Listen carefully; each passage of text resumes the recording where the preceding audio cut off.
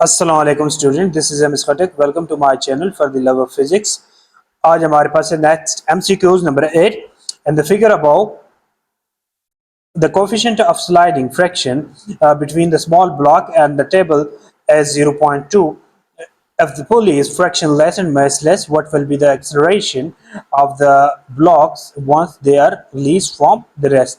तो हमारे पास ये सिचुएशन गिवन है, हमारे पास इसमें हमने एक्सेलरेशन फाइंड करना है।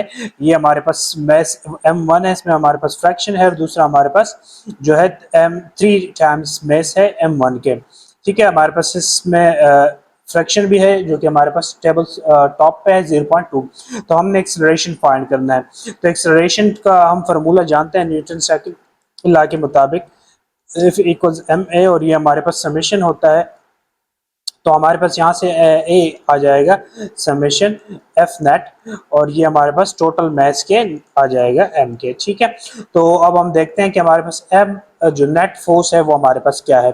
तो नेट फोर्स हमारे पास क्या होगी, एक हमारे पास अगर इसको हम पॉजिटिव ले डाउनलर, और ये जो हमारे पास है, जो हमारे पास मैस इस साइड पे आएगी, इसमें क्योंकि फ्रैक्शन है तो फ्रैक्शन की वजह से हम इसको नेगेटिव अगर लें, ठीक है, तो हमारे पास ये मैस आ जाएगी। हमारे पास एक फोर्स जो होगी वो जो मैस 3m की वजह से होगी, तो वो हमारे पास डाउनवर्ड एक्ट करेगी, यानी 3mg। और ये हमारे पास इस फ्रैक्शन फोर्स की वजह से फोर्स जो होगी एफ सब फ्रैक्शन, तो ये हमारे पास क्या होगी, क्योंकि फ्रैक्शन को हम म्यू से रिप्रेजेंट करेंगे तो ये म्यू जी mg होगी। ठीक है, तो ये हमारे पास आ गया फोर्स। तो एक्सेलरेशन का फॉर्मूला हम अप्लाई करते हैं और लिखते हैं इसको, A equals summation F net divide by total mass, और ये हमारे पास कितना आ जाएगा 3mg minus mu mg divide by total mass. हमारे पास क्या है m प्लस 3m, तो ये हमारे पास टोटल कितना आ जाएगा 4m आ जाएगा। इसको हम मजीद सिंप्लीफाई करते हैं तो हमारे पास एक्सेलरेशन की वैल्यू क्या आ जाएगी, a इक्वल्स, तो ए की वैल्यू हमारे पास क्या आ जाएगी, इसको हम मजीद सिंप्लीफाई करेंगे, वैल्यू पुट कर लेंगे तो 3mg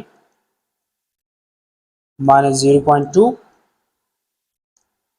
mg divide bye 4m, और इसको हम माइनस करेंगे 3 से 0.2, तो हमारे पास क्या आ जाएगा 2.8 आ जाएगा, 2.8 mg आ जाएगा डिवाइड बाय, आंसर हमने क्योंकि g मिलाना है, देखो 0.5 g, 0.6 g, 0.7 g, g जो एक्सेलरेशन ड्यू टू ग्रेविटी है। ठीक है, और डिवाइड बाय 4m आ जाएगा, तो m और m को हम कैंसिल आउट कर देंगे, तो हमारे पास क्या आ जाएगा, एक्सेलरेशन a की जो वैल्यू है वो हमारे पास 2.8 डिवाइड बाय 4, जो कि हमारे पास 0.7 आ जाएगा, और ये हमारे पास साथ में एक जी ये बच रहा है। तो ये तो एक्सेलरेशन की वैल्यू इस केस में हमारे पास क्या आ जाएगी 0.7। तो हमारे पास जो ऑप्शन सी है ये हमारे पास करेक्ट ऑप्शन बन जाएगा 0.7 जी।